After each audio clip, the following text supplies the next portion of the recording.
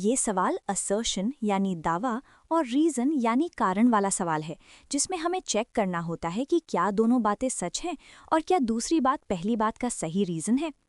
इस क्वेश्चन में असर्शन ए ये कहता है कि साल 1916 में मौलाना मोहम्मद अली और अबुल कलाम आज़ाद ने लेजिस्लेटिव काउंसिल से इस्तीफ़ा रिज़ाइन दे दिया था, और इसका रीज़न आर ये दिया गया है कि सरकार ने रॉलेट एक्ट को ज़बरदस्ती पास कर दिया था, हालांकि काउंसिल के सारे इंडियन मेंबर्स ने इसका विरोध किया था। अब मैं तुम्हें इसकी असली सच्चाई समझाती हूँ, बहुत ध्यान से सुनना। सबसे पहले तो हम डेट्स चेक करते हैं।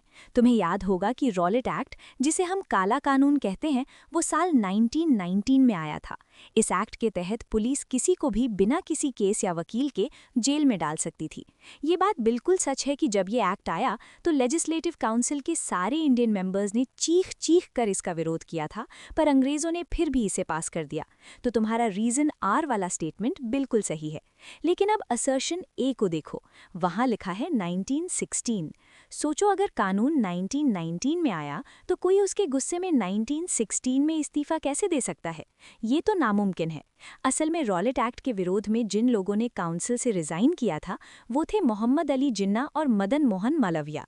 उस वक्त मौलाना मोहम्मद अली और अबुल कलाम आज़ाद तो काउंसिल के मेंबर भी नहीं थे, बल्कि वो तो अपनी क्रांतिकारी पत्रकारिता या जर्नलिज्म की वजह से जेल या नज़रबंदी यानी इंटर्नमेंट में थे।